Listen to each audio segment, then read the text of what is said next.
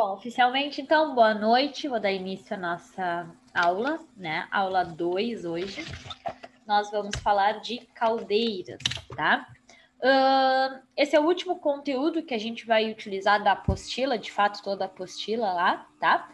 Depois a gente vai ver um conteúdo que eu montei, eu acho que tá mais completo, mais didático e mais atrativo para vocês também, tá? Então, vou abrir a nossa apostila aqui.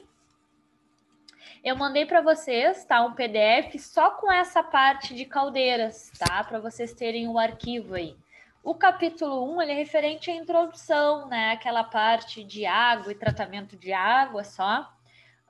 E os demais assuntos a gente não vai utilizar a apostila, tá? Então, mandei para vocês terem só esse pedacinho aí para consulta, né? Caso precisem do nosso primeiro trabalho. Lembrando que o nosso primeiro trabalho vai ser na sexta-feira, tá? Vamos ver aqui como é que vai ser o andar das disciplinas, né? Se andar bem, a gente faz presencial, que aí vocês já aproveitam o período da aula, né, para fazer o trabalho de vocês. Se não der tempo, mas eu acho que dá sim, tá? A gente faz, eu mando e eu dou uns 4, 5 dias para vocês resolverem. Deixa eu aceitar o Guilherme aqui, tá? Mas vamos ver se a gente consegue terminar tudo para vocês aproveitarem o período de aula para fazer, tá? E aí na próxima semana a gente vai entrar no assunto de refrigeração e climatização, vai ser toda semana porque ele é mais longo, e temos a última avaliação, né? Lembrando as datas para vocês aqui, só porque quem puder, né, comparecer, daqui a pouco se tem a possibilidade de agendar ou não trabalho, e evitar de faltar a aula no dia 14, né, que é na outra sexta-feira, porque o último trabalho, a segunda avaliação, com certeza vai ser presencial na aula online aqui, e a parte de refrigeração envolve um pouco de cálculo, então seria interessante se vocês conseguissem comparecer, tá? Então, vamos lá. Deixa eu fechar só a minha telinha aqui. E vamos falar sobre caldeiras, tá? Qualquer dúvida, vão me perguntando aí no meio do caminho, tá? Vamos lá. Caldeiras são, então, né, geradores de vapor, né? A gente vai falar sobre os geradores de vapor, os princípios de funcionamento, né? Tipos de classificações e utilização no vapor, tá? Onde que a gente faz o produto oriundo da caldeira? Bom, geradores de vapor, tá? Podem ser considerados como sendo trocadores de calor complexos, tá? Que produzem vapor de água sobre pressões superiores à atmosférica, a partir da energia de um combustível e de um elemento comburente, tá? No caso, o ar. Bom, o que são os trocadores de calor simples, tá? É o evaporador, é o condensador, tá? São elementos que têm essa capacidade de ter a troca térmica, né? Mas são elementos simples. Como a gente trabalha também com altas pressões, deixa eu aceitar o Antônio. Né? A gente tem um componente mais complexo, tá? A pressão, gente, está intimamente ligada com a temperatura, tá? São duas coisas que são diretamente proporcionais, né? Claro que de outras substâncias vocês provavelmente não vão saber de cor, mas da água, todo mundo sabe de cor os pontos, né, da água. Qual é a temperatura de solidificação da água que vocês conhecem? 0 graus? 0 graus, tá? Deixa eu aceitar o colega aqui. Foi, tá? Isso a gente sempre estudou assim, mas isso não é uma verdade absoluta, tá, gente? A água, ela tem a capacidade de solidificar a temperatura ambiente, tá? E pressão ambiente. Claro que a temperatura varia muito, né? A gente tem a temperatura de 0 graus Celsius para solidificação, quando nós estamos falando da pressão atmosférica, aquela pressão, né, natural, que a gente não vai botar sob pressão ou diminuir a pressão do ambiente. Pressão do ambiente. Ah, mas tem certas regiões no mundo que tem pouquinho mais de pressão, um pouquinho menos de pressão devido, né, ao relevo, às diferenças de alturas. Tem, mas essa altura não é algo tão significativo, tá? Ainda assim, a gente consegue ver diferenças na temperatura de solidificação e de evaporação, tá? Mas essa diferença de pressão é muito singela, né? Se ela fosse muito grande, nós simplesmente não iríamos conseguir mudar de região, tá? Estou vivo aqui no Brasil e vou para o Chile, tá? Que tem uma diferença de pressão. Se ela fosse muito significante, né, o nosso organismo teria vários prejuízos nessa mudança, tá? É algo muito singelo. A gente repara só na prática de exercícios mais fortes, né? Futebol, corrida, porque tu tem que ter um desempenho maior, tu sente a respiração, o peso. Mas tirando isso, né? Se a gente for lá só para passear, né?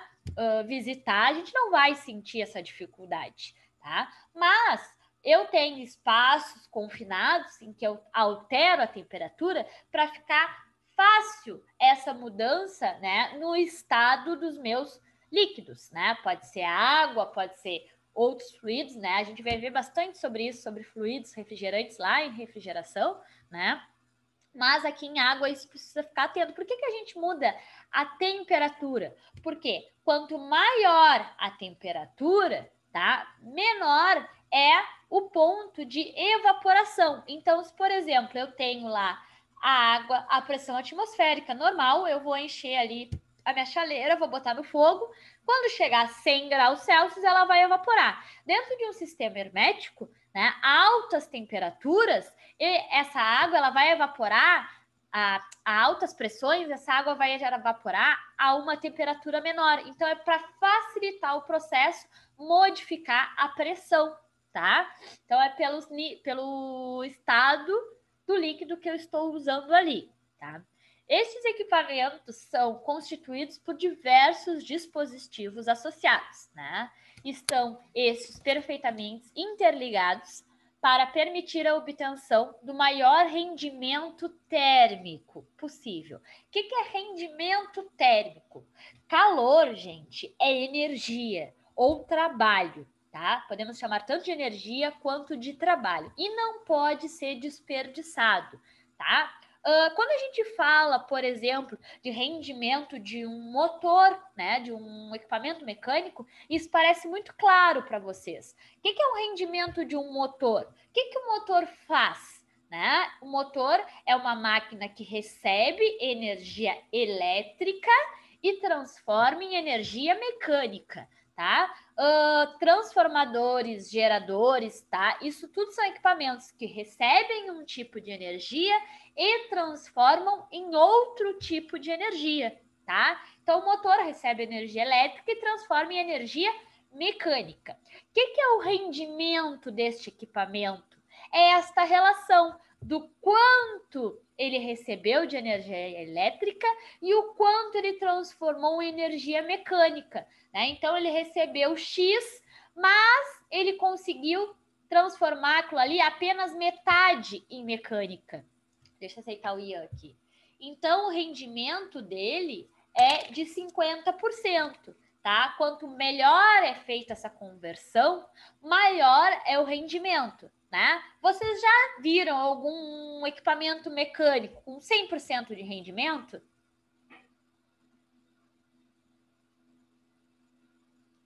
Não. Não, não existe, tá? Nenhum equipamento mecânico tem 100% de rendimento. Sempre acontece perdas, tá? Neste processo.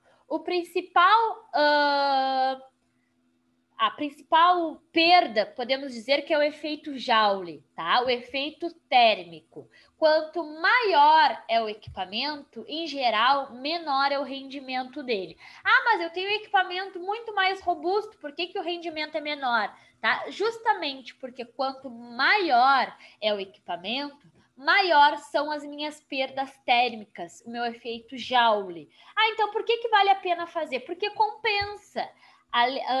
Ainda que o seu rendimento seja menor, como é um único equipamento, tá? Provavelmente a parte construtiva dele saiu mais barato, mais em conta, então isso compensa, tá? Mas se vocês pegarem dois motores, qualquer equipamento mecânico, tá, gente? Da mesma marca, do mesmo modelo, só com potências diferentes, tá? Pode olhar lá. Aquele que tem maior potência e provavelmente é mais robusto, tem um rendimento um pouquinho menor, tá? Ele perde mais calor. É inevitável que nesta troca de energia elétrica para mecânica, o meu equipamento não aqueça, tá? Motores pequenininhos, às vezes tu consegue chegar lá e botar a mão. Motores muito robustos, tu não consegue ficar com a mão, porque ele aquece muito, tá? E por mais que tenha sistemas de refrigeração, sistemas de ventilação, é inevitável. O sistema de refrigeração e ventilação para elementos com potências altas, normalmente são para as peças não fundirem, não estragarem, não danificarem. Não para ele se manter frio, porque é impossível, tá? E o que é aquele calor ali, né? O que é aquele aquecimento do meu componente?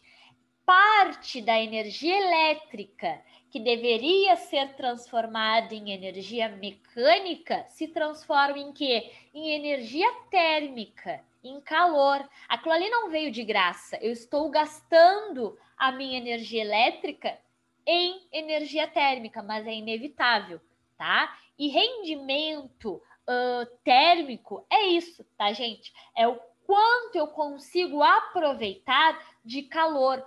Eu queimo algo, tá? Ou eu faço uma combustão também para gerar calor, mas o que é isso? Eu tenho uma fonte de calor, tá? O quanto dessa fonte de calor eu consigo transformar o que eu quero nas minhas caldeiras, por exemplo, vapor, tá? Se eu queimo muito combustível e gero um pouquinho de vapor, essa minha caldeira não tem um bom rendimento térmico, tá? Então, é essa relação. Por que eu explico bastante isso? Porque eu quero que vocês tenham esse conceito de rendimento, tá? Não fixo na cabeça o que é rendimento de um motor, o que é rendimento térmico. Rendimento em si, tá? Qualquer rendimento é uma relação de aproveitamento, tá? O quanto eu consigo, tá? Todos os tipos de energia são trabalhos, tá? Energia mecânica, energia elétrica, energia luminosa, energia química. O que é energia luminosa? Uma lâmpada.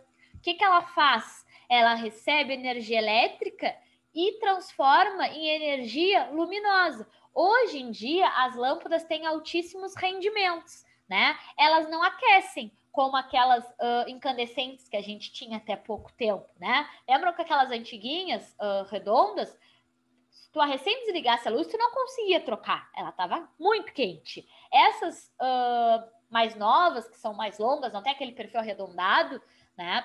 As de LED, principalmente, não aquece nada, né? Tu desligou, tu já consegue botar a mão, porque o rendimento dela é muito maior. Ela praticamente transforma tudo que ela recebe em energia elétrica em energia luminosa. Pouco se tem do efeito Joule, tá? E rendimento térmico também, rendimento de qualquer coisa, tá, gente? Rendimento humano. Qual é o rendimento? Quem vem ali? Do Antônio, quando ele corre. O que é a relação da corrida? Tá? O que é o rendimento dele? O que ele se propôs a correr, né? Eu consigo correr 10 quilômetros em 1 hora, tá? Então ele falou isso, é o que ele se propunha a fazer. E ele vai lá e corre. O Antônio não correu os 10 quilômetros, ele correu 8 quilômetros. Então, o rendimento dele é de 80%, porque ele falou que corria 10, mas ele só corre 8 naquele período. Deixa eu aceitar o R aqui, tá? No caso de rendimento humano, nós podemos ter mais de 100%, tá? Por exemplo, ele foi lá, correu, ele não correu 10 quilômetros, ele correu 12 naquele período que ele falou que ele iria correr de 1 hora. Ele correu 12, então o rendimento dele é de 120%. Quando a gente está falando de rendimento humano, ele pode ser mais que 100%. Rendimento de produtividade. O que é rendimento de produtividade? O quanto a gente disse que iria produzir, né? Qual era a nossa expectativa, com quanto a gente produziu. Se a gente produziu menos do que a gente esperava, nosso rendimento vai ser menos que 100%. Mas existe a possibilidade, né, de ter, sei lá, uma super safra, algo que fez com que a gente produzisse mais. Então, nosso rendimento vai ser mais que 100%, tá? Então, entendendo esse conceito de rendimento, vocês vão poder, então, dizer qual é a margem de rendimento das coisas, né? Então, não pode dizer que tudo é menos 100%. Não, tá? Menos que 100% são equipamentos mecânicos. Esses vocês podem dar certeza, tá? Que tem rendimentos menores que 100%. Não existe nenhum equipamento que a gente vai lá, compre, e diz que a potência é de 10 watts. E aí a gente vai lá e mede e tem 11. Não, isso nunca vai acontecer, tá? Sempre menor que 100%, e quanto mais robusto, mais potente, né? Consequentemente, eu tenho mais efeito Joule, mais aquecimento, então menor é o rendimento dele, tá? Tais equipamentos são conhecidos popularmente como caldeiras de vapor, tá? Caldeiras de vapor são essencialmente recipientes pressurizados, tá? No qual a água é introduzida e pela aplicação contínua de energia, ou seja, energia térmica, calor, é evaporado. Por que pressurizados, né?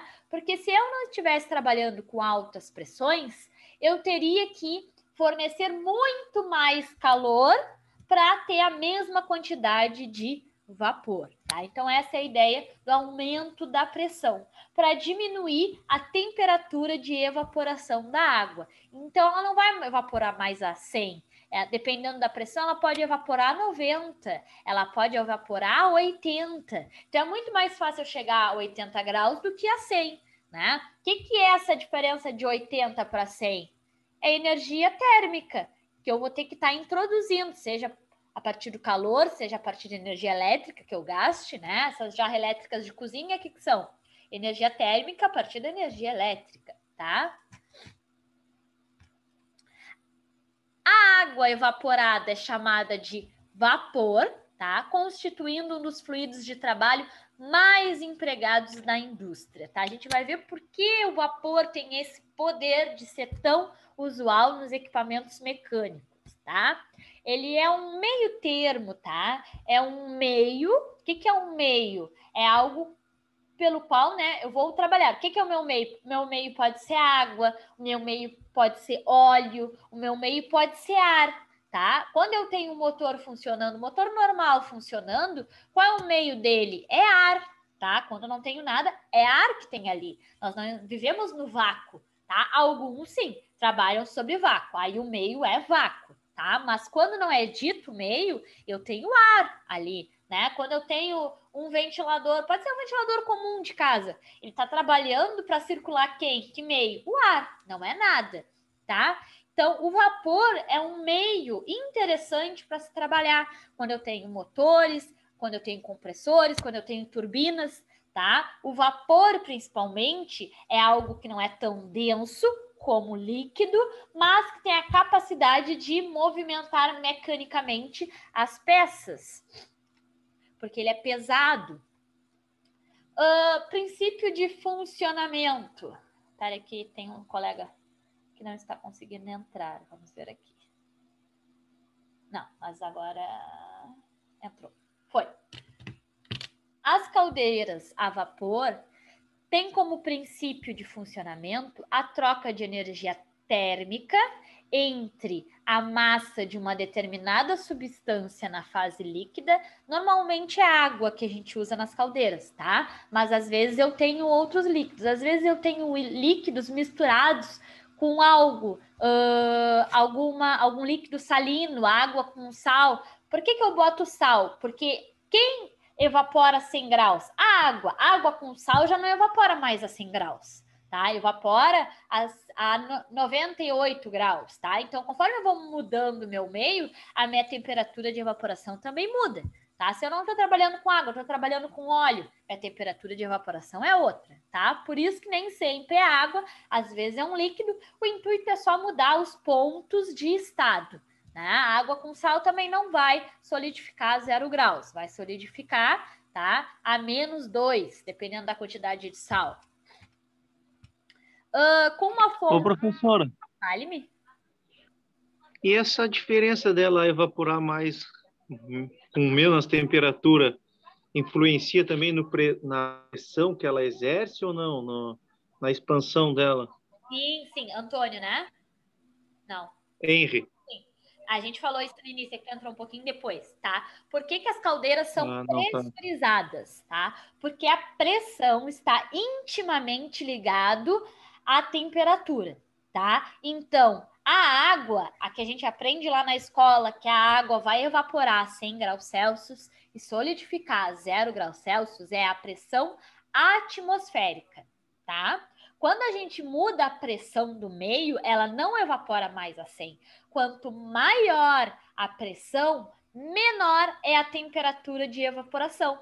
Então, às vezes, sai mais em conta financeiramente, claro, né? Em vez de gastar tanto calor, queimar tanto combustível para chegar a 100 graus Celsius e ela evaporar, o que eu faço? Eu tenho algum meio, uma bomba, por exemplo, para aumentar a pressão. Porque se ela tiver com uma pressão acima da pressão atmosférica, da pressão normal, eu não preciso mais chegar nesses 100 graus Celsius. Dependendo da pressão, eu posso chegar a 90, eu posso chegar a 80, e 10 graus, 20 graus é uma diferença muito grande da energia que eu estou injetando, né? Eu preciso, para evaporar esse tanque com 10 metros cúbicos, eu preciso queimar 8 quilos de combustível. Mas se a minha pressão estiver mais alta, daqui a pouco eu posso queimar só 7. Então, vale a pena financeiramente aumentar a pressão interna e entrar com menos calor, porque calor é gasto, né? Ou é calor vindo da energia elétrica, que hoje é muito cara, não compensa muito, ou calor térmico vindo de alguma queima, de alguma combustão, motores de combustão interna, por exemplo, né? Só que por que eu não posso aumentar tanto a pressão? Eu aumento bastante, porque aí um pouquinho de calor já faz evaporar tudo. Porque trabalhar, né, com pressões muito altas, tá? Além de ser perigoso, tu tem que ter uma equipe, né, qualificada e treinada, é perigoso. Também, né, eu tenho que ter equipamentos muito mais robustos. As paredes têm que ser espessas, né? Eu tenho que ter mais válvulas de segurança. Então, existe um limite. Aumentar a temperatura, aumentar a pressão é interessante, mas até um certo limite. Quando eu chego num certo limite, aquilo ali se torna caro. Então, eu fico nessa relação de aumento um pouquinho a pressão para poder injetar um pouquinho menos de calor. Respondido, Antônio? Respondi, entendi.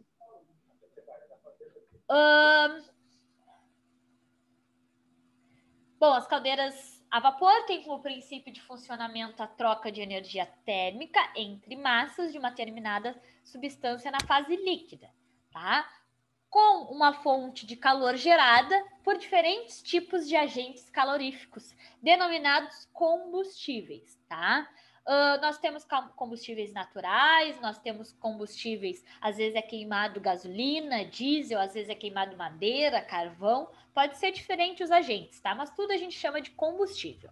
Entre os fluidos empregados na geração de vapor, a água é o mais largamente utilizado, tá? Nos processos termodinâmicos, devido principalmente à sua grande disponibilidade, né? E não toxidez, tá? Um fluido que tinha excelentes, né? Me fugiu o termo. Características térmicas, tá? É a amônia. E ele é relativamente barato perto dos outros fluidos refrigerantes, né? Eu não posso dizer barato, mas perto dos fluidos refrigerantes ele é barato. Só que qual é o problema da amônia, que todo mundo conhece? Perigoso. Ele é altamente tóxico, perigoso, tá? Então, ele tem capacidades térmicas maravilhosas, mesmo, tá? Ele serve perfeitamente para refrigeração. Eu tenho equipamentos menores, mais compactos, muito mais eficientes, né? Só que é algo muito perigoso. Então eu tenho que ter uma instalação, né, pronta para essa periculosidade. Então eu tenho que ter várias válvulas de segurança, eu tenho que ter uma estrutura que tenha ventilação, que tenha capacidade das pessoas saírem 1.001 técnicos de segurança, as pessoas capacitadas, treinadas. Então, ele no sistema ele é muito bom, mas o que ele pede como estrutura, que é o que torna mais caro, tá? Então, já é de se repensar hoje o uso dele ou não, tá? Justamente por causa do perigo dele. Em grandes instalações, de grandes capacidades, ainda se compensa, né? Porque eu tenho uma grande capacidade, então eu tento automatizar. Tá toda hora trancando, eu não tô entendendo nada. Tá falhando para ti? Tá falhando. Tá falhando. Aqui pra mim tá de boa. Para mim tá de boa também. Pra mim tá normal também. Para mim também. Eu tô escutando. Então é só aqui, então. Tá bom também. Tá beleza. Então, grandes capacidades se compensa, eu tento automatizar para ter menos pessoas na volta, né? Se eu tenho uma meio todo automatizado, a implementação deste ambiente é mais caro, né? Porque é tudo automático. Mas a manutenção depois e o cuidado é mais simples, porque eu não tenho pessoas na volta, então não preciso envolver tanto, tá? Mas amônia é extremamente perigoso, é horrível. Eu já tive um colega que trabalhou num frigorífico, acho que foi em Caxias, tá? Que teve um vazamento mínimo, gente, mínimo. E diz que é horrível, assim, que as pessoas saem correndo, aí todo mundo se esquece das normas de segurança, procura placa. O problema é que arde muito, né? Todas as mucosas do rosto, olhos, nariz, boca, tá? E ele relatando, diz que eu, né, nunca presenciei, mas ele relatando diz que é horrível. Foram ver um vazamento mínimo, assim. As pessoas meio que se atropelando, já tinha gente querendo quebrar a janela no soco para sair, para ventilar. Então, é extremamente perigoso, tá? E não foi nocivo as pessoas que estavam ali, né? Não vai fazer tu parar de respirar, por exemplo, mas diz que arde muito. Então, isso gera um pequeno caos, né? Quanto aos tipos e classificações, as caldeiras podem ser classificadas quanto ao uso, tá? O nível de pressão no qual elas trabalham, o tipo de material, as dimensões dela, né? O formato, as posições dos tubos, a fonte de aquecimento, né? Que a gente viu pode ser por queima, pode ser por combustão, o tipo de combustível usado, o fluido vaporizante, o tipo de fornalha, os princípios de funcionamento, tá? Hoje existem vários tipos de caldeiras, tá? Mas temos aqui as mais importantes, tá? Como é algo muito antigo, gente, é um conhecimento já geral. Então, claro que hoje eu tenho caldeiras muito modernas, com vários sensores, né? Mas o princípio de funcionamento é um desses grupos que eu vou mostrar para vocês, né? Não posso trazer todos os modelos, todas as marcas, mas o princípio de funcionamento são estes, tá? Uma das mais comuns são as caldeiras flamotubulares, tá? Como que elas funcionam, as flamotubulares? São caldeiras onde os gases provenientes da combustão, tá? Acontece uma combustão, fonte de aquecimento, circulam pelo interior dos tubos, enquanto a água circula por volta, tá? O diferencial das caldeiras estão principalmente pela circulação, aonde circula a fonte de aquecimento e aonde circula a água, tá? Elas nunca se misturam diretamente, estão sempre em tubulações, né? Então, nesse tipo, os gases provenientes da combustão, tá? Circulam no interior dos tubos e a água circula do lado exterior. Pessoal, sabem a diferença entre gás e vapor? O vapor é proveniente da água, né? O gás é de alguma queima de combustível, algum dejeto humano. Exatamente, tá? O vapor, nós temos vapor de água, tá? E o gás é proveniente de alguma reação química, tá? Então, por mais que os dois estejam no estado gasoso, quando a gente tem água evaporada, ela vira vapor. Quando a gente tem uma queima, né? Tem ali uma energia devido à queima e aquele gás oriundo, né? Tanto da queima quanto da explosão a gente chama de gás, tá? Então, circula no interior dos tubos e a água no exterior. Podem ser verticais e horizontais. Apresentam um grande volume de água, tá? E tais caldeiras geram somente vapor saturado ou, no máximo, ligeiramente superaquecido, tá? A gente vai ver o que é vapor saturado e o que é vapor superaquecido. Acho que tá logo aqui, peraí. Acho que eu gostaria de falar com você sobre saturado e superaquecido antes, tá? Mas nós vamos falar. Bom, gera então vapor saturado ou ligeiramente superaquecido, tá? Temos verticais e horizontais. As mais comuns são as verticais, tá? Onde os tubos são colocados verticalmente, tá? Num corpo cilíndrico, parece um tanque de pressão, fechado nas extremidades, que a gente chama, que são placas, né? Que a gente chama de espelhos, que são o que unem e fecham os tubos, tá?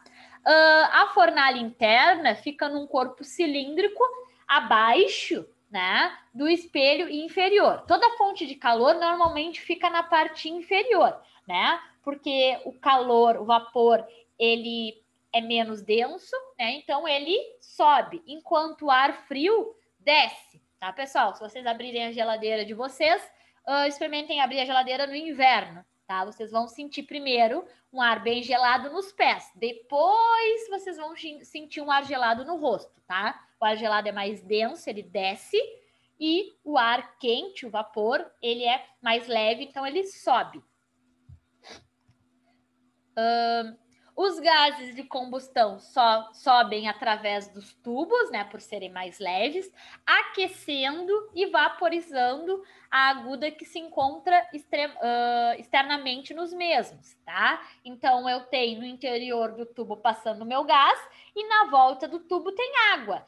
Qual parte de água vai evaporar primeiro? Aquela que está encostada no tubo, né? Então, ela está encostada, vai aquecer, vai evaporar, outra água vai se encostando, né? Que nem a nossa chaleira. Quando a gente acende, ela começa a evaporar, não é do nada, né? Não tá ali o fogão e pá, virou vapor. O que acontece? Vai evaporando aos poucos. O que é isso? É essa troca de calor. Quem que tá evaporando? Aquela água que tá encostada na parede da nossa chaleira. Lá tá 100 graus, no meio ainda não tá. E aí ela vai trocando de posição, né? A água vai evaporando, saindo, e outra parte de água vai se encostando nas paredes. Essa troca de calor não acontece de forma imediata, né? Tá numa temperatura e muda toda para outra temperatura, né? A parte que tem o contato com o calor, ela evapora primeiro. Vantagens das caldeiras flamotubulares. São de construção fácil, tá? E tem um custo de aquisição baixo, perto das outras, claro, né? Exigem pouca alvenaria, não exigem tratamento de água muito apurado, tá? Essa água não fica contaminada, então faço um tratamento prévio. Atendem bem a aumentos instantâneos de demanda de vapor, tá? Então ela tem uma variação de produção interessante. Quais são as desvantagens desses tipos de caldeira, tá? Baixo rendimento térmico. Então eu tenho que ter muita combustão para gerar uma certa quantidade de vapor. O princípio construtivo dela é bem simples, né? Mas o rendimento dela não é muito bom.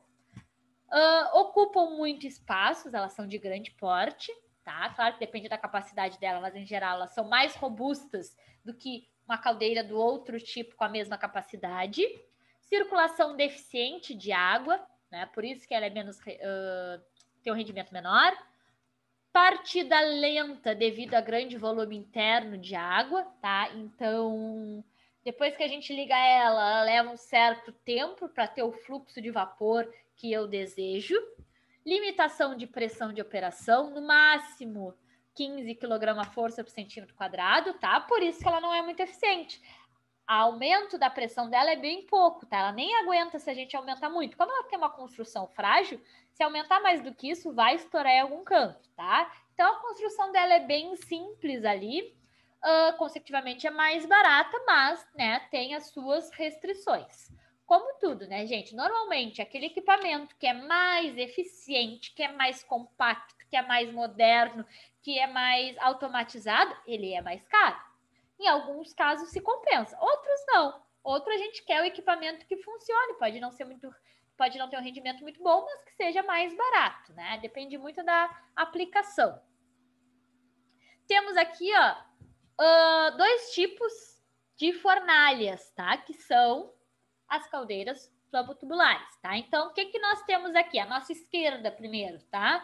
Temos aqui uma fonte de calor, né? Aqui está acontecendo uma queima.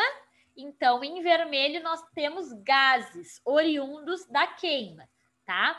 Mais acima, aqui onde desporta, é onde eu vou colocando o meu combustível, tá? Provavelmente essas daqui tem um combustível sólido, tá? Abra a porteira ali, a porta, jogo meu combustível, ela vai queimando, tá? O que que controla o meu fluxo de vapor? A quantidade de combustível que eu boto aqui dentro, tá? Dentro da minha fornalha. Fornalha é uma área específica da caldeira. É só essa parte em que acontece a queima, tá? Mas como ela é muito simples e uma das mais antigas, muita gente chama a caldeira como um todo de fornalha, tá, gente? Mas você sabe que fornalha é só esse quadradinho aqui. Em vermelho, nós temos os gases, né, oriundos da queima, que sobe por ser menos denso e mais leve. Logo acima, nós temos um tanque de água, né? A água não tem contato direto com o gás, tem contato com o quê? Com o tubo. Então, na verdade, o gás vai aquecer o tubo e o tubo vai aquecer a água, tá? A água que está mais próxima do tubo vai evaporar. O vapor, de novo, é mais leve, então ele sobe, tá? O vapor está aqui em roxo. E aí eu tenho uma saída de vapor que eu vou retirando, né? Sempre por cima o vapor, no fluxo que eu desejo, tá? Saída de vapor são sempre partes superiores, tá? Para que eu não tenha o perigo de retirar líquido. Em caldeiras, até que isso não é tão importante. Não é interessante circular líquido, né, no nosso sistema. Mas, né, a gente coloca em uma parte superior. Em compressores, tá? Em compressores, é essencial que eu garanta que a captação do compressor vai ser apenas de vapor. O fluido refrigerante vai entrar no compressor na forma de vapor, tá? Porque se ele entrar, nem que seja um pouco na forma de líquido, ele quebra o motor. Tá? O que que o compressor faz, gente? De forma bem resumida. O que que um compressor faz? Palpite de vocês aí, a gente nem viu Ele isso. comprime o ar.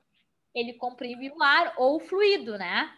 O ar ou fluido. O fluido. Então, gente, o fluido, ele tem um volume específico, tá?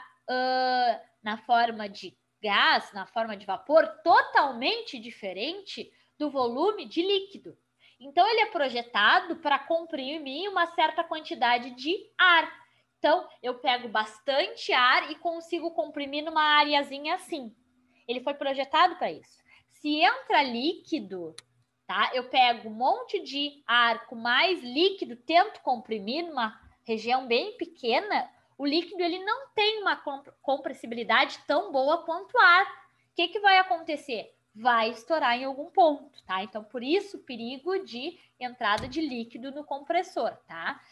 Compressores de refrigeração, doméstico e comercial, sempre vapor, né? Quando a gente tem industrial, aí sim, eu tenho alguns que permitem uma certa quantidade de líquido bem limitada, tá? Mas, em geral, é muito perigoso. Esse outro tipo aqui, ó, é bem parecido, tá, gente? A diferença é que eu não tenho tubos. Eu tenho uma única área de contato, ó. Aqui dentro eu tenho a minha fornalha. Esse tipo de figura aqui, ó, parece uma fornalha com uma queima feita a partir de um combustível líquido, tá? Diferente desse aqui que tem uma porta, que normalmente a gente bota um combustível sólido. Aqui vai gerar um gás, o gás vai aquecer essa área aqui, ó. E é esta área que está em contato, tá? Com o tanque de água. Então, essa parte que está aqui vai aquecer, vai evaporar e vai ficar aqui em cima onde está o roxo, tá? As antigas se usava muito assim, fornalha externa, tá? Mas as fornalhas com tubos são mais eficientes? Palpites do porquê? A área de contato é maior no longo da... Exatamente, eu tenho mais área de contato ou área de troca térmica. Eu tenho tubo e toda a área ao redor do tubo, tá? Então, ele é mais eficiente. Aqui eu tenho uma área pequena, então a água tem que estar ali, evaporar e sair. Aqui, à esquerda, eu tenho muito mais contato, então muito mais troca térmica, isso mesmo. Vamos lá, caldeiras do tipo horizontais, né? Lembrando que eu tenho flamo-tubulares, tanto verticais quanto horizontais. Esse tipo abrange várias modalidades, desde as caldeiras Cornualha, esse outro nome, Lancashire, não sei, nunca vi pessoalmente, tá? Tem vários tipos, depende do fornecedor, depende do aspecto construtivo dela, tá? Mas os princípios de funcionamento são a partir dessas classificações aqui, tá? Apesar das classificações estarem perfeitas, o material em si, eu acho que os nomes são um pouquinho antiquados. Tem algumas mais conhecidas. De grande volume de água até as mais modernas unidades compactas. As principais caldeiras horizontais apresentam tubulões, que são por onde passam, né, os gases. Podem ter de 1 a 4 tubos por fornalha, tá? Também não adianta eu botar um monte de tubo, tá, gente? E não ter a capacidade de fornecer tanto calor, tá? Se eu tenho vários tubos, o que vai acontecer com o meu gás? Ele vai se dividir. Só que ele vai se dividir tanto, né, que eu não vou chegar na temperatura de evaporação. Então, não adianta passar, de forma grotesca, falando um gás morno ali, tá? Porque não vai evaporar água. Tem que ser um gás com temperatura suficiente para evaporar a água e não se condensar, tá? Então, também não adianta eu encher de tubo para ter uma área de contato menor se eu não tenho capacidade térmica de ter todos esses tubos a alta temperatura, tá? Tem um outro tipo de caldeira, flamo tubular, tá? Que consiste em apenas 2 cilindros que estão unidos através de placas, tá? Então, são 2 grandes cilindros unidos através de placa, tá? Onde o gás vai passar por um tubo interno, enquanto a água vai passar no tubo externo. A ideia é exatamente a mesma, tá? Gás na parte inferior e água na parte exterior, tá? Sempre separado por um tubo, nunca em contato. Tá? Esse tipo é uma construção bem simples, tá? Sabem chapas que são conformadas já no formato de tubo, tá? Então, elas se unem, eu tenho um tubo e passo por dentro outro tubo menor, que é por onde vai passar o meu fluido, tá? Unido por uma placa. A placa tem a capacidade de uma troca térmica interessante, tá? Por isso que se usa a placa. São uma construção bem simples, são mais baratos, mas consecutivamente não são muito eficientes. Tem um outro tipo de caldeira flamo-tubular também constituída de 2 a 4 tubulões, né, os tubos. A área de troca térmica vai de 120 a 140 metros quadrados, né? E vaporização de 15 a 18 quilos de vapor por metro quadrado, tá? Então, a capacidade, o fluxo de vapor, normalmente a gente fala por quilo, né? De vapor por metro quadrado. Então, são caldeiras também que eu vou ter tubos internos, né? Esses são os tubulões. Pode ter 2, 3 ou 4. Dentro desse tubo interno, passo o meu gás, né? E na parte externa, passa a minha água. E na parte superior aqui, eu vou ter a saída do meu vapor, né? Ele é mais leve, ele sobe, evapora e vai ter um ponto de saída aqui em cima, tá? A quantidade de tubulões vai depender da minha capacidade de aquecimento. Tenho caldeiras multitubulares, tá? A caldeira de fornalha externa, então é bem parecida com aquela primeira de fornalha lá, tá? Constituída em alvenaria, instalada abaixo de um corpo cilíndrico, tá? O processo dela é o mesmo. O único diferencial é que ele tem vários tubos. São fornalhas que têm uma capacidade calorífica maior, né? Justamente para poder alimentar esses vários tubos, tá? Então, aqui em cinza eu tenho ar quente, tá? Essa parte aqui, ó, na direita é onde o espelho fica, né? A união ali dos meus tubos. Aqui não aparece, mas o gás vem da parte inferior, chega aqui, ó, sobe e consegue entrar, né, em todos os meus tubos. Aí eu vou ter vários tubos. Claro que a gente está vendo de uma visão frontal, então a gente só vê os tubos da frente. Mas atrás tem mais uma série de tubos, tá? Conseguem visualizar isso? Enxerguem para frente, a gente consegue ver 1, 2, 3, 4 tubos. Vai ter um espaçamento e também vai ter mais uma coluna de 4 tubos. E aí pode ter vários tubos. E a água, sim, né? Tá no tanque ali como um todo, tá? Mas, lembrando, tem que ter uma capacidade térmica maior. Uma queima de combustível muito grande. Caldeira locomóvel apresenta dupla parede em chapa de fornalha usada em serrarias, né, em campos de petróleo. São fornalhas, né, que são mais compactas, tá? São de construção simples, tá? Então eu vou ter a queima normalmente é de um combustível sólido, eu vou ter uma porta aqui para alimentar a minha caldeira, tá? Eu vou ter então a minha saída de gás através da minha entrada, tá? E tubos de água ali que por ali circulam. Mas a diferença entre os diferentes tipos de flamo-tubulares é a disposição dos tubos, tá? O princípio de funcionamento é exatamente o mesmo. O que a gente tem que saber para identificar esse tipo de caldeira? Que é aquela caldeira onde o gás passa no interior dos tubos, enquanto a água passa no exterior, né? Normalmente no tanque como um todo. Tenho a caldeira escocesa, que é feita a partir da queima de óleo ou de gás, tá? Pressão máxima de 18 kg-força por centímetro quadrado. E o rendimento dela é na média de 83%, tá? Essa caldeira escocesa é muito parecida, tá? Com essa aqui, tá? A única diferença é a disposição dos tubos aqui, gente, ó, tá? Porque uma das primeiras que foram inventadas foi essa. E aí todo mundo fazia praticamente igual, tá? Então é a forma dela que ele tem esse nome característico. Essa aqui é interessante porque ela tem, ó, uma outra vista aqui à direita. Aqui a gente vê só os retângulos, pode ficar um pouquinho confuso, né? O que são esses retângulos ali, tá? Mas percebam aqui, ó, que aonde eu tenho bolinhas cinzas são os meus tubos.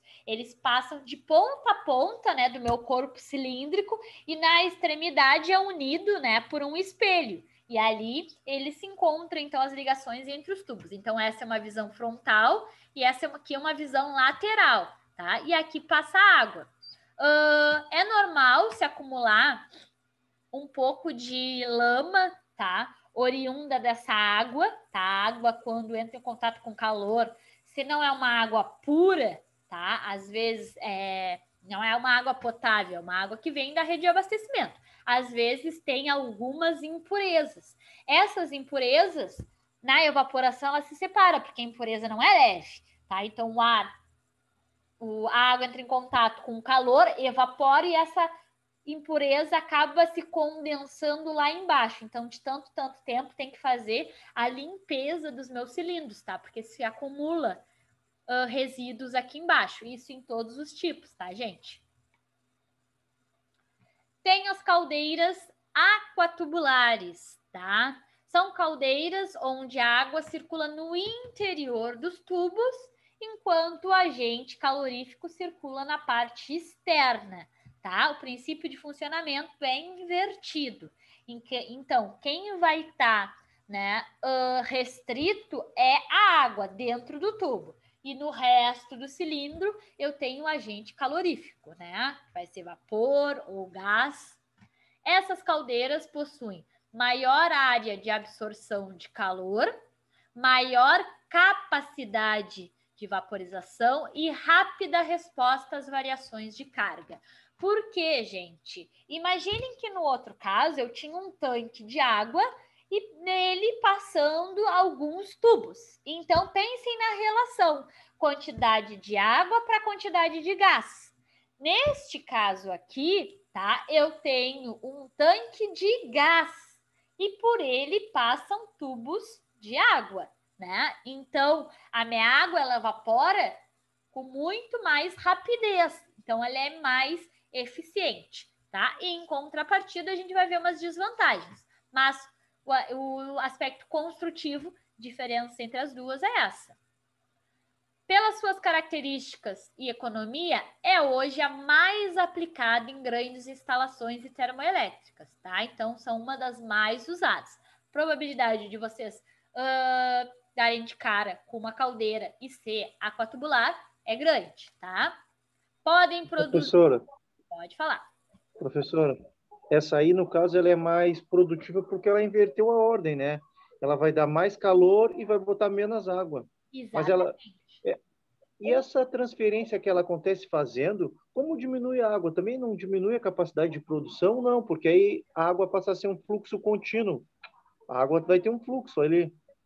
Não, mas tu consegue, sim, tem um fluxo. Como é que tu muda o fluxo de vapor? A partir do fluxo de água. Claro, né, que se tu aumentar o fluxo de água, o fluxo de vapor vai diminuir um pouquinho, né? Tu tá passando mais água, então demora um pouco mais até ela evaporar, mas tu consegue uma grande quantidade de vapor, né? E tem a questão da queima também. Além de aumentar o fluxo de água, tu aumenta o fluxo de calor.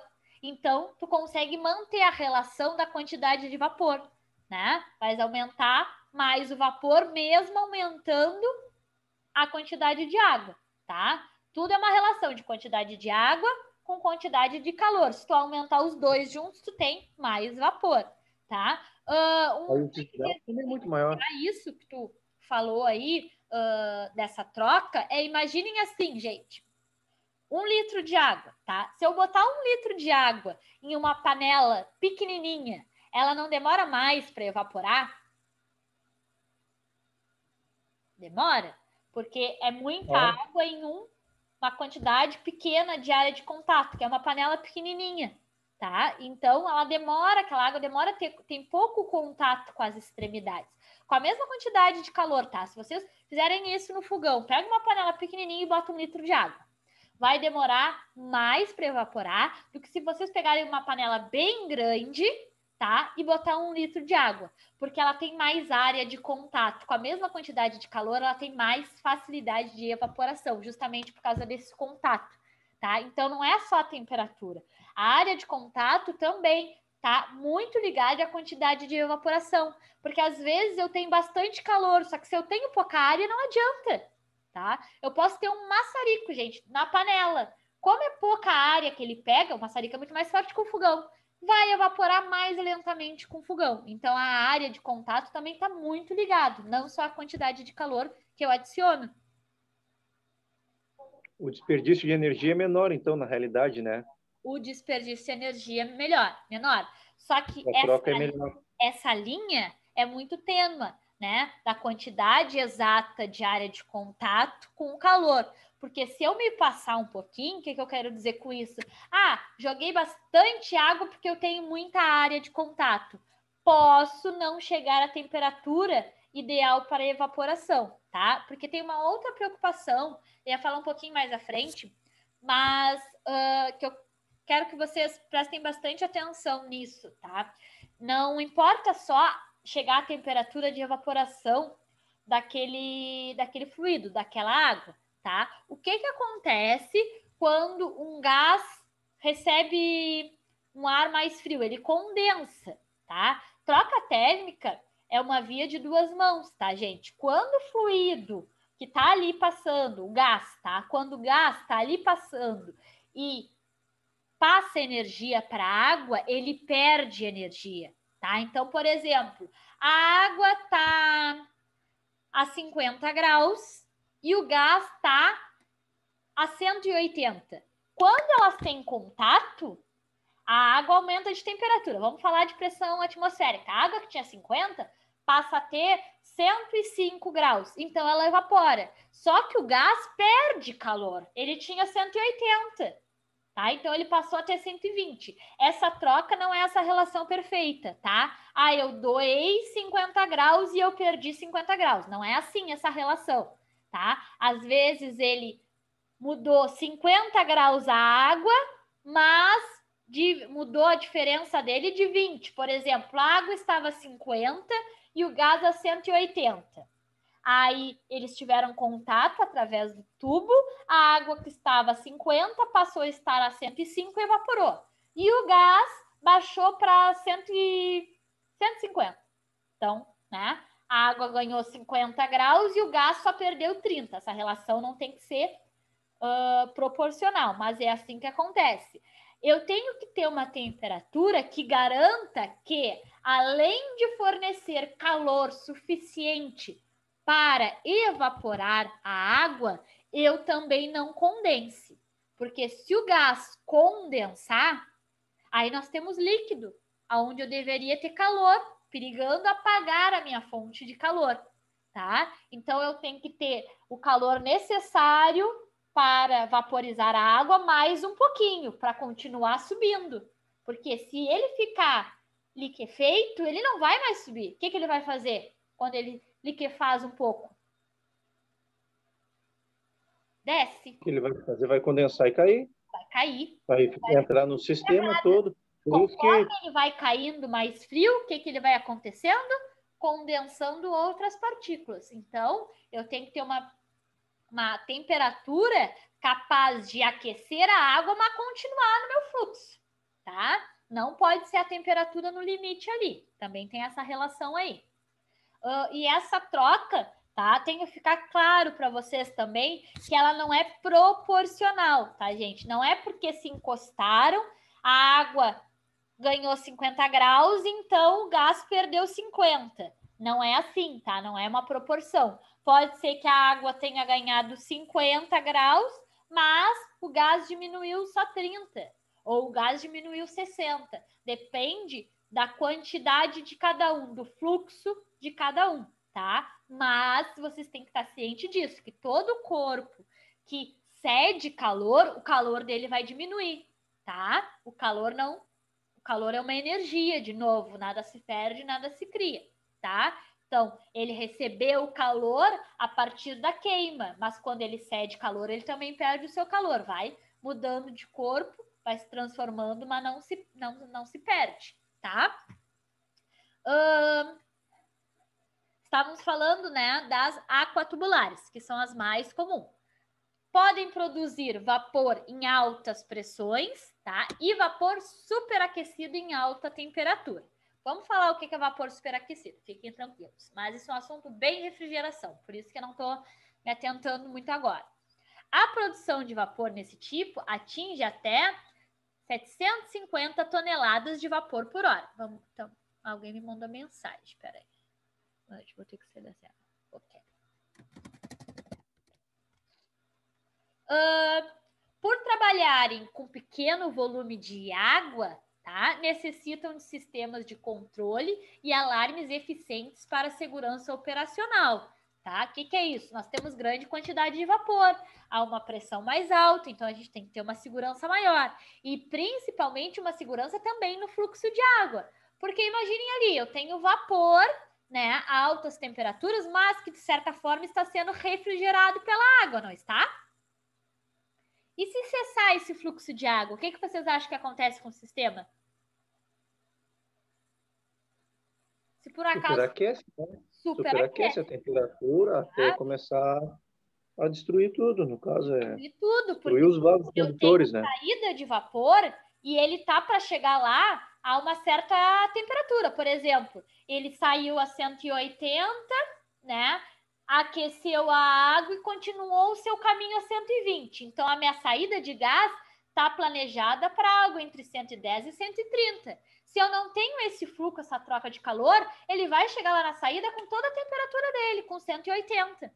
E aí aquece tudo, tá? Então, tem que me preocupar com o fluxo de vapor para aquecer a minha água, mas também tenho que pensar no fluxo de água para refrigerar o meu vapor, tá? Não posso ter esses aumentos de temperatura brusca aí também. Então, tem sistemas que cessam a queima, tá?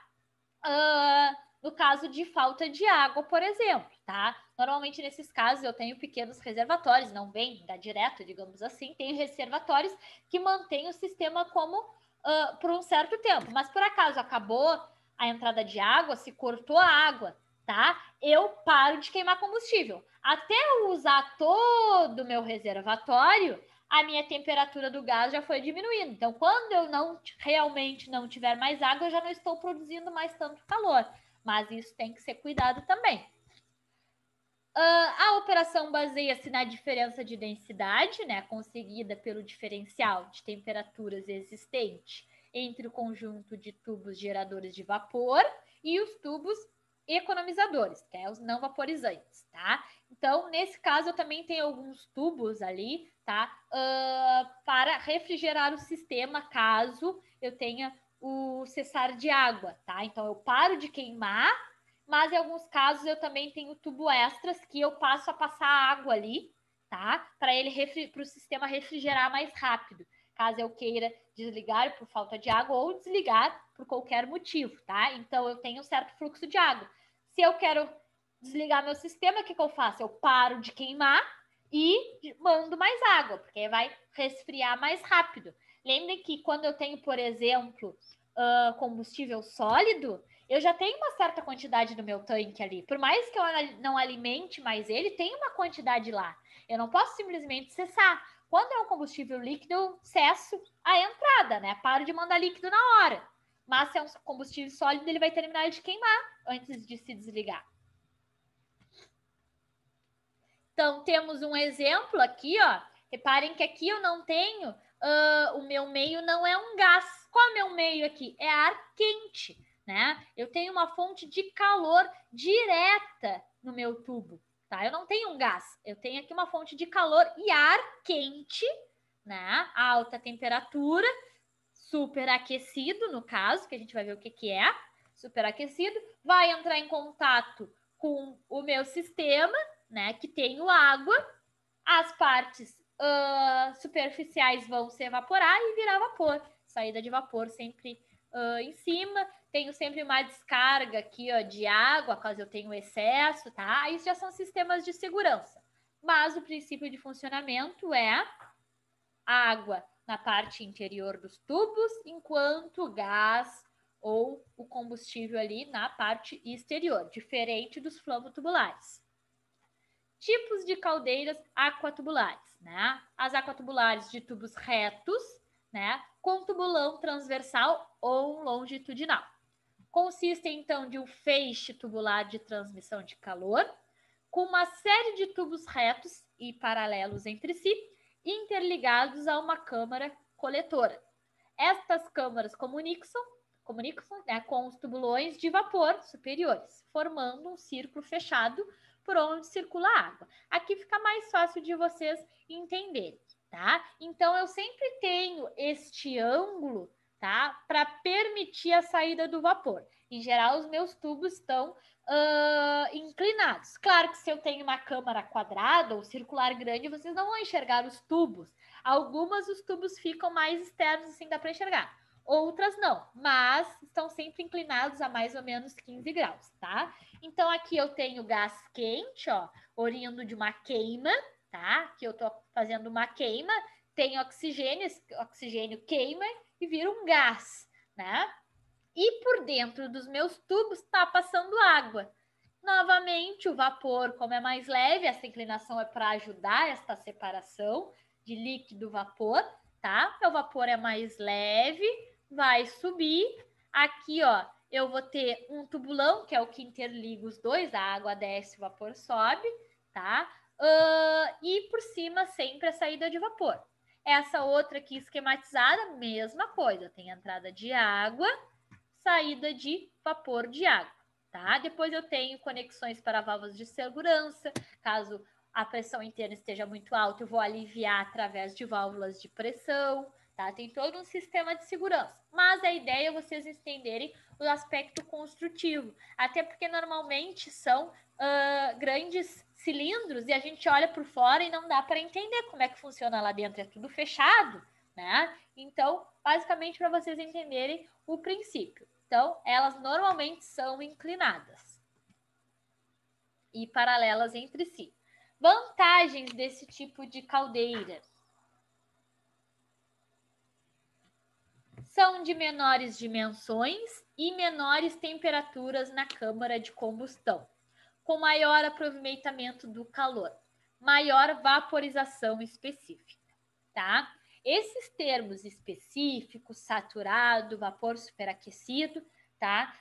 A gente tem uma ideia agora, mas repetindo, tá? Eu sei que isso está repetido, a gente vai ver, mas são conceitos um pouquinho mais complexos que a gente vai ver com calma. O que é volume específico, peso específico, tá? Que é uma coisa que foge um pouco das ideias que nós tínhamos. Nós sempre via massa, volume. Por que volume específico? Por que peso específico?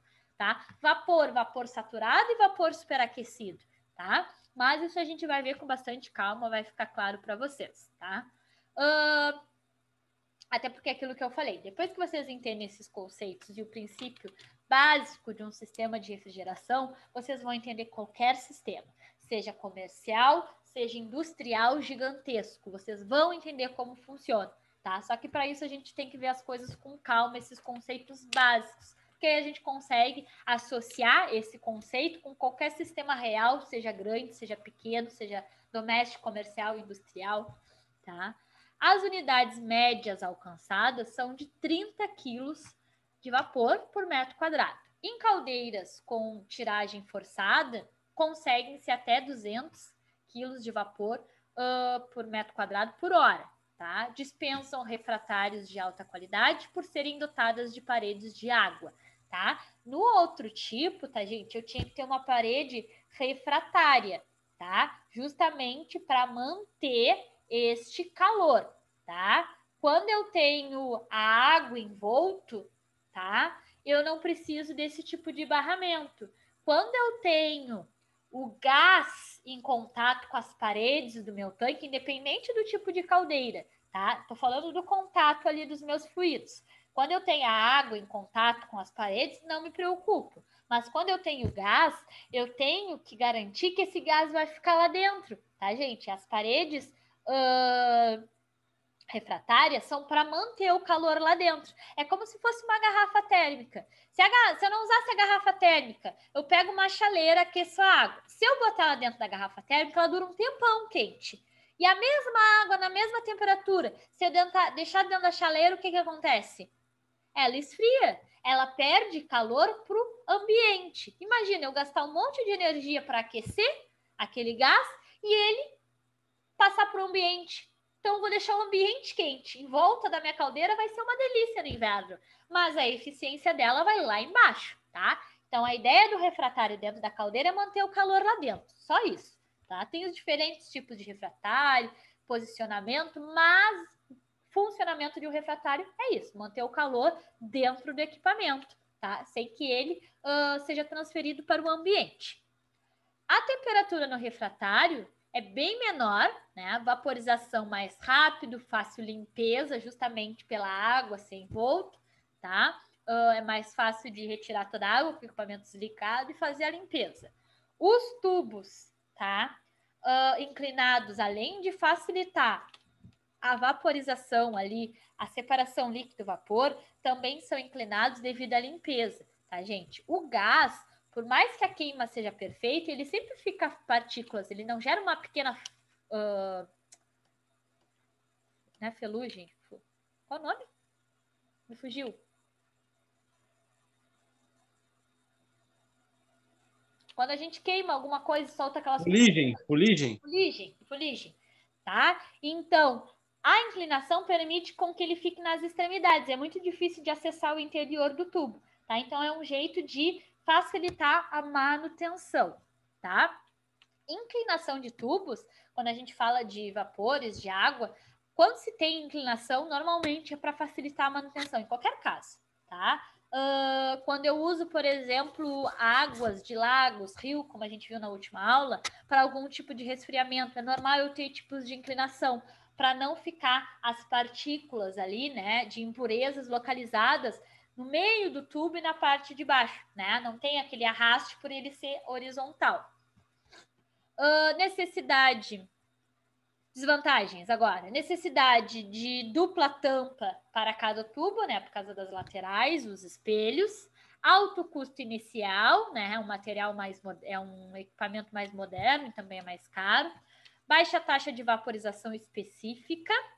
Rigoroso processo de aquecimento e elevação de carga, tá? Grande quantidade de material refratário, tá? Caldeiras aquatubulares de tubos curvos, diversos tubulões transversais ou longitudinais utilizados na geração. Não apresentam limite de capacidade, pode ser o tamanho que for, tá? A forma construtiva foi idealizada por Stirling, interligando os tubos curvos aos tubulões por meio de solda ou mandrilagem, tá? Esta caldeira pode ter de 3 a 5 e confere a esse tipo de gerador de vapor maior capacidade de produção, tá? Temos dos tipos, né, que eu vou ter mais de um tubulão, aquele ali que a gente viu, ó, voltando, a gente tinha apenas um tubulão, aqui, ó, que é o que une, então, a minha saída de água com a minha entrada de vapor.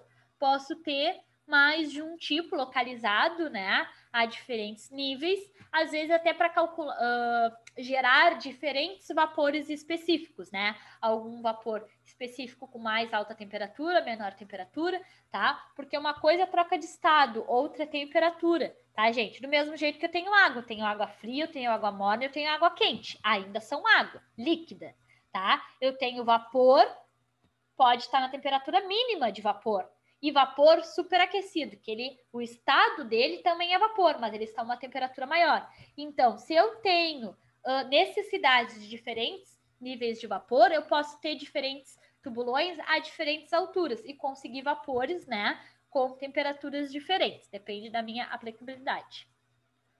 Com o objetivo de aproveitar melhor o calor irradiado na fornalha, reduziu-se o número e o diâmetro de tubulões e acrescentou-se uma parede de água em volta da fornalha. Isso serviu como meio de proteção do material refratário, como o qual a parede da fornalha é constituída, além, né, de aumentar a capacidade de produção de vapor, tá? Então, eu tenho aqui a minha saída de vapor, o meu tubulão, tá? O meu tambor de lama, tá? Que é onde vai se agregar ali aqueles dejetos que fica da água aquecida, e eu tenho uma parede de água, tá? Para preservar, então, o meu refratário, tá? O princípio de funcionamento é o mesmo, apenas o aspecto construtivo ali que muda um pouco deste tipo aqui, tá? Ó, o mesmo, vou ter o tubulão transversal, aqui eu tenho 2, tá? O coletor de tubos da parede de água, vou ter uma fonte de calor, né? E ela vai prover, então, essa separação de vapor e líquido. Posso ter vertical, posso ter horizontal, tá?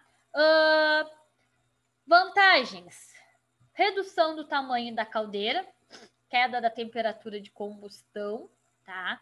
Quando eu tenho esse aspecto construtivo, vaporização específica maior, na faixa de 30 até 50 kg de vapor por metro quadrado, tá? Para as caldeiras com tiragem forçada, quando eu tenho uma bomba de sucção do meu vapor, tá? Fácil manutenção e limpeza, rápida entrada em regime, tá? Diferentes regimes, diferentes fluxos.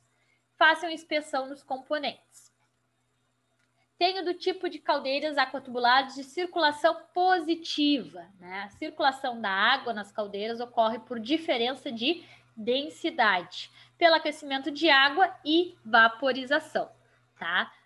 Então, eu tenho aqui a minha saída de vapor, a minha alimentação de água, vou ter a fonte de calor e 2 tubulões, tá? Pela diferença de densidade, né? Conforme vai aquecendo, aquela água mais quente vai subindo até o nível que ela se torna vapor, tá? Quando eu tenho esses diferentes níveis ou separações, normalmente eu quero diferentes regimes de vapor, tá? Se eu utilizo vapor a uma única temperatura, eu não tenho preocupações de diferentes níveis. Eu faço um único princípio ali de retirada. Vantagens: tamanho reduzido, não necessita de grandes tubulões, rápida geração de vapor, quase não há formação de incrustações devido à circulação forçada. Desvantagens: paradas constantes, com alto custo de manutenção, problemas constantes com bomba, né? Porque eu estou forçando a circulação da minha água pela diferença de densidade, né? Quando operado em altas pressões. Essas compactas aqui são muito ineficientes e poucos utilizadas, tá? Hoje não se usa mais, o rendimento dela é muito baixo. Professora. Oi. Ô, professora. Pode falar. Está escutando? Sim, sim. Todas essas caldeiras que a senhora está mostrando aí agora há pouco, elas continuam sendo aquatubulares. Todas. Calor por fora e a água por dentro. Aquilo ali é um monte de feixe de tubulação que a água circula ali por dentro. Isso. A única diferença entre uma e outra é a posição desses tubos. E algumas, né, como esta última, eu tenho a forçagem da água. Eu não tenho apenas um tanque com água como a primeira, que é o princípio construtivo básico. Eu tenho uma bomba que faz circular essa água, tá?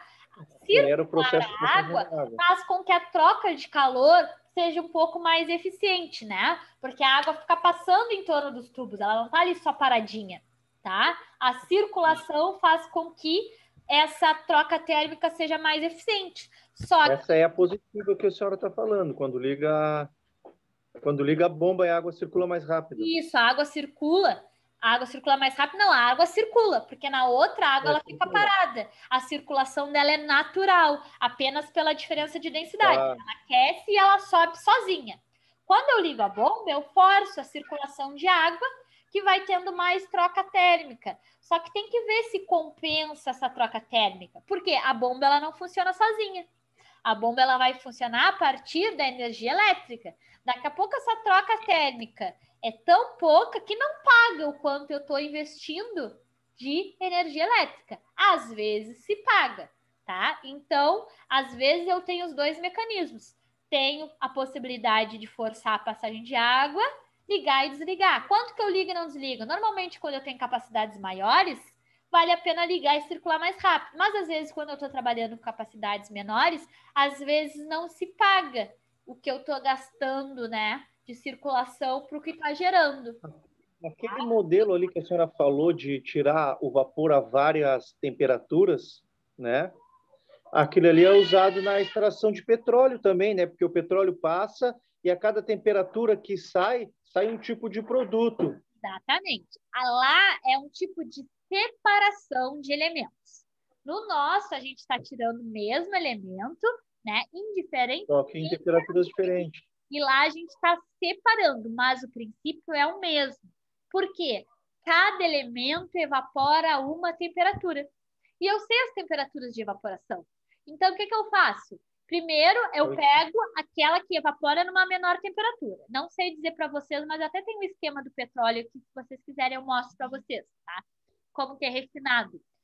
Digamos que uma parte do petróleo evapora a 50 graus. Então, primeiro eu vou lá e boto a 50 graus. Só aquele elemento vai evaporar. Só. O resto vai continuar misturado líquido. E aí eu deixo lá por um tempo a 50 graus. E aí eu extraio tudo aquilo a 50 graus. Qual é a próxima temperatura? 70. Então, eu deixo a 70. Tiro o outro elemento. Primeiro eu vou tirando quem? Os de menor temperatura de evaporação.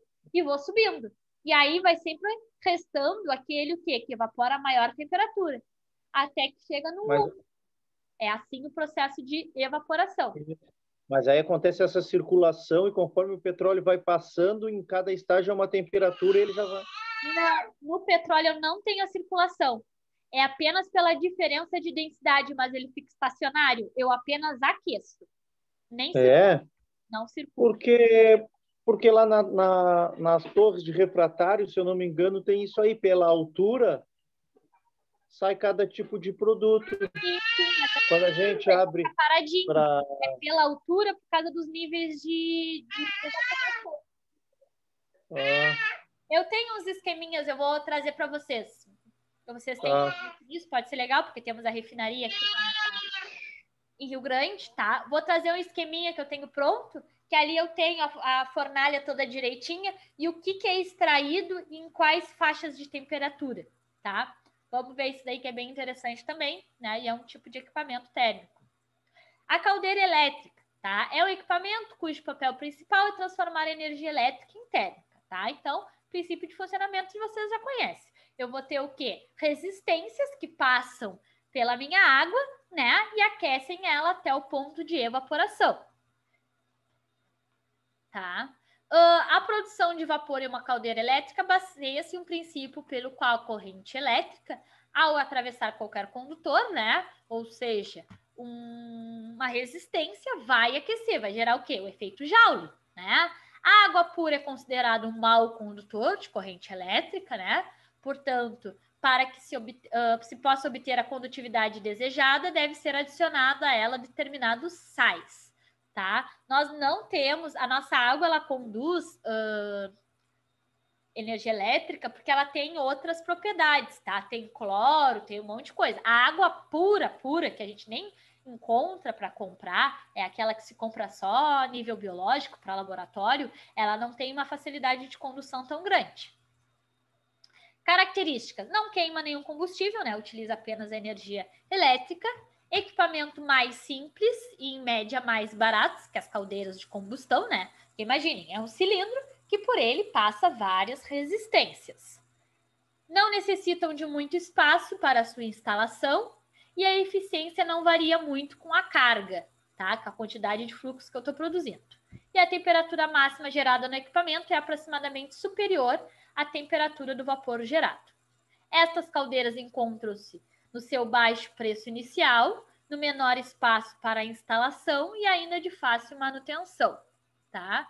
Manutenção e limpeza também são bem fáceis, tá? Alguns tipos de caldeiras elétricas, tá? Com resistência, destinada geralmente à produção de vapor em pequenas quantidades, tá? Então, eu vou ter ali um tanque de alimentação de água, tá? Essa água vai ser bombeada para outro tanque, no qual eu tenho resistências elétricas.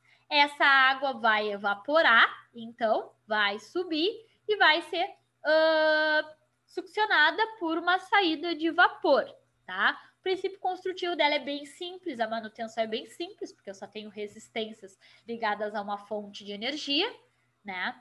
Tenho de eletrodos, é geralmente destinado a trabalhar com pressões de vapor não muito elevadas, né? Que eu vou ter eletrodos ali para o aquecimento da minha água, mas vou ter uma água de alimentação, bombeamento dessa água, né? E a saída de vapor.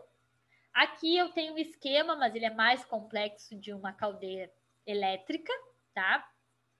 Tenho de jato de água, é usada para aplicações de maior produção de vapor.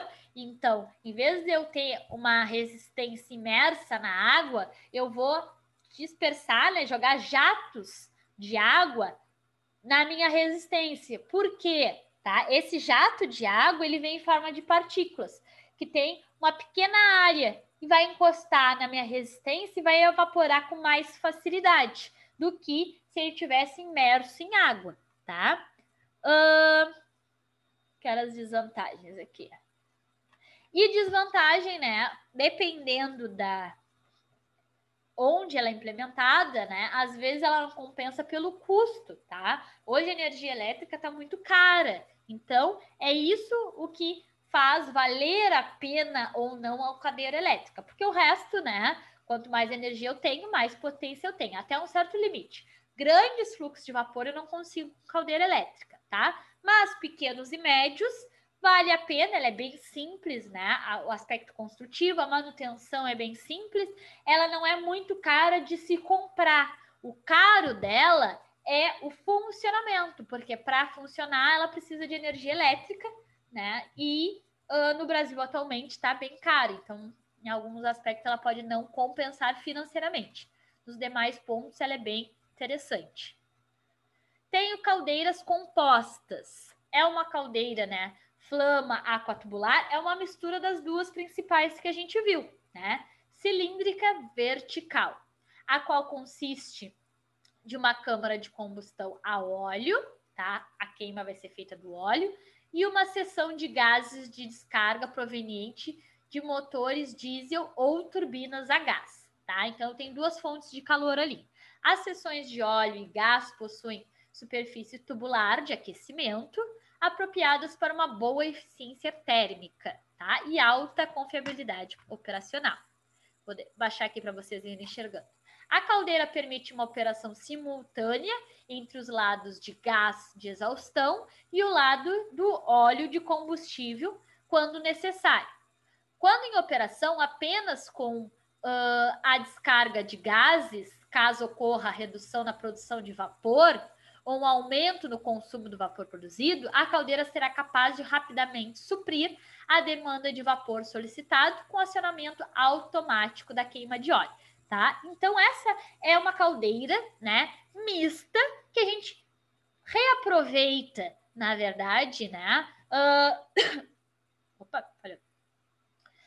Que a gente reaproveita, então, a descarga proveniente dos motores a diesel. Então, tem que ser colocado em um lugar no qual eu tenho motores a diesel, né, que eu utilizo essa descarga de um gás quente, né, para o aquecimento.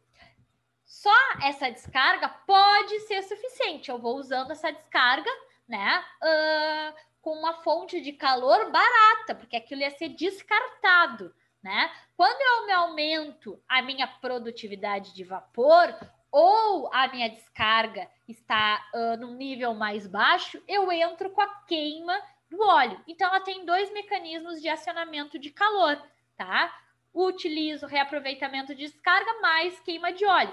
Posso usar só um ou posso usar os dois simultaneamente, tá? Mas o princípio de funcionamento é o mesmo. Aqui eu vou ter a descarga, né? E a queima do óleo, com a água ali circulando por esses tubos. Vou ter tubos no qual, né, passam gás oriundo da descarga e tubos pelo qual gás da queima do óleo, né? E a água que vai circular por eles. Então, é um aproveitamento desses dois meios de calor. Professora, Oi. eu não sei se eu não entendi ou se eu entendi errado. Esse modelo que a senhora está falando, o composto, funciona assim. A água passa por dentro dos tubos. Ó, vamos botar aqui. Só que nós temos tubo... Aí, beleza. Só que nós temos tubos que são aquecidos pelo calor de baixo e outros tubos que são aquecidos pelo óleo quente que passa dentro dele. Não, o gás vai passar, o óleo vai passar, tá? O óleo queimado, ele vai gerar um calor aqui, ó, tá? Aqui, e a água vai estar no meio do meu cilindro. E a descarga, por isso que é aquatubular, tá? Parte do calor passa entre os tubos e parte é a água, porque uma define que a água passa no interno e a outra no externo. Essa é uma mistura. Vamos olhar a figura. Aqui embaixo, ó, eu tenho a queima do óleo, tá? E essa parede vai entrar em contato com a água que está no cilindro como um todo, tá? Essa parte do óleo queimado. E aqui nas laterais, eu tenho a descarga dos motores, tá? Que também vão estar em contato com essa água, né? Que os tubos estão imersos nessa água aqui. Então, a água tá como um todo, né? E quem passa no interior dos tubos é o óleo, né? Só que na parte... é os gases provenientes dos motores a diesel. E o óleo é essa queima aqui embaixo. Então, eu posso ter um ligado ou os dois ligados. A queima do óleo, ele não vai passar por nenhum tubo. Vai ter só o contato dessa parede aqui, ó. A descarga, sim, passa por dentro de tubos. Então, é uma mistura. Outros tipos de categorias. Na prática, adotam-se alguns nomes a saber, né? Caldeiras de vapor são os geradores de vapor mais simples, tá? Queimam alguns tipos de combustível, como fontes de calor, até aqueles que eu vou trabalhar com água, Caldeiras de recuperação são aqueles geradores que não utilizam combustível como fonte geradora de calor, aproveitando o calor residual de processos industriais. Eu tenho esse tipo de caldeira, tá? Gás de escape de motores, gás de alto forno, né? Lembram do alto forno? Que é onde eu faço, então, o meu aço. Aquilo ali sai um gás a altíssima temperatura. Eu posso remanejar esse gás para dentro de uma caldeira, tá? Esse gás quente vai para dentro de uma caldeira e vai aquecer a água que está nessa caldeira. Então, são caldeiras de recuperação. Eu não tenho uma fonte direta de calor, eu estou aproveitando de algum outro ponto. Tenho caldeira de água quente, são aquelas em que o fluido ele não vai evaporar, tá? Às vezes, uma caldeira de recuperação pode gerar apenas água quente. Quando os meus gases, né, de escape dos motores, por exemplo, não são muito altos, ele não vai ter capacidade de vaporizar água, mas ele tem capacidade de aquecer e eu posso reutilizar. Posso reutilizar nas torneiras, né? Em lugares muito frios, costumam fazer isso, uma cadeira de água quente, as torneiras têm água quente, ou em outros pontos que eu quero água quente, tá? Torneiras de cozinha para fazer lavagem de louças.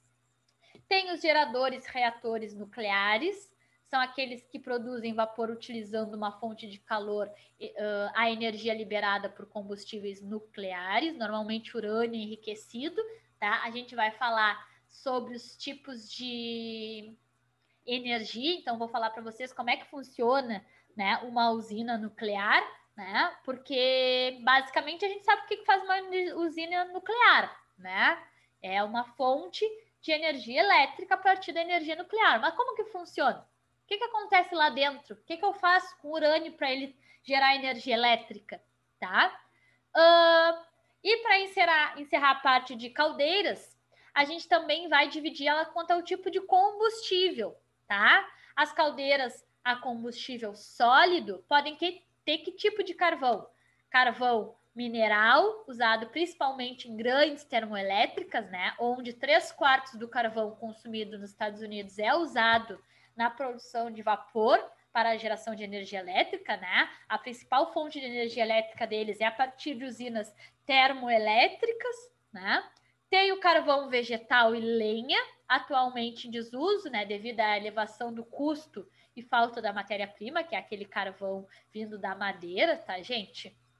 Tem o bagaço de cana, que é bastante utilizado, usado nas usinas de açúcar e álcool, né? Eu aproveito tudo da cana, aproveitando o resto da moagem da cana de açúcar como combustível. O vapor é produzido, é usado em máquinas na usina, tá? Mas é um meio que às vezes não é utilizado para alguns pontos, né? Tem alguns pontos que fica longe da onde eu tenho a cana de açúcar. Então é muito caro mandar trazer, vale a pena usar outros tipos de meio. Às vezes é mais fácil usar a gasolina, que é mais caro, mas eu tenho, né, mais perto, do que usar um combustível mais barato, mas que eu gasto muito com o transporte.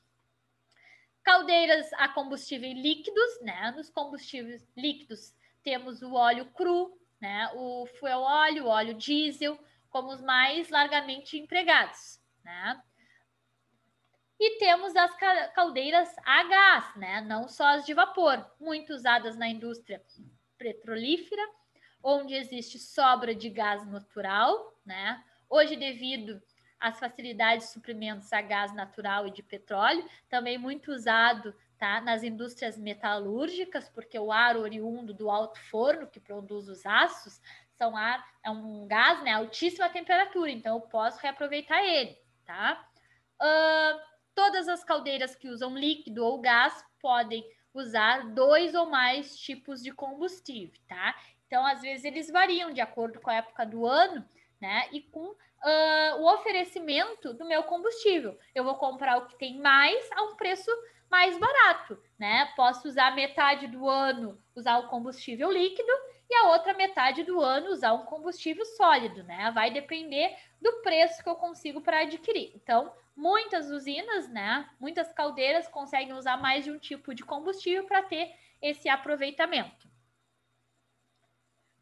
As caldeiras de recuperação eu falei, e quanto, né? A pressão, elas são divididas em categorias, tá? Tem categoria A, pressão de operação superior a 19, a mais ou menos 20 kgf por centímetro quadrado. Categoria B, que é pressão de operação igual ou inferior a mais ou menos 6 kgf por centímetro quadrado, tá? Categoria C, essa. Categoria B, caldeiras que não se enquadram nas categorias anteriores. Grau de automação, manuais, semiautomáticas e automáticas. Tipo de energia, né? Emprega combustível sólido, líquido, gasoso, energia elétrica e recuperação, que é quando eu não tenho uma fonte própria de calor. E tipo, né, de troca térmica, né? Que vai ser por contato, vai ser gás interno ou externo, água interno ou externo, tá? Isso aqui a gente já tinha conversado, os tipos de posição, vertical, horizontal ou inclinados. Pessoal, dúvidas sobre alguma caldeira? Algum comentário? Alguém trabalha com caldeiras?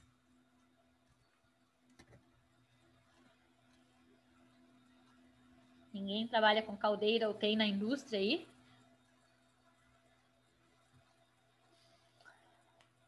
Não. Dúvidas?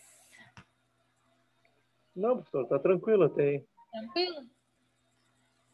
Então tá, pessoal. Notei a presença de vocês aqui. Até a aula que vem, então, e aí a gente entra nos tipos de compressores, tá? Já enviei essa aula para vocês, né? Só vou disponibilizar as nossas 2 aulas aqui lá no YouTube, para quem quiser acompanhar de novo, ou os alunos que não puderam ver. Então tá? Boa noite para vocês, bom descanso, até amanhã. Boa noite. Boa noite. Boa noite, boa noite.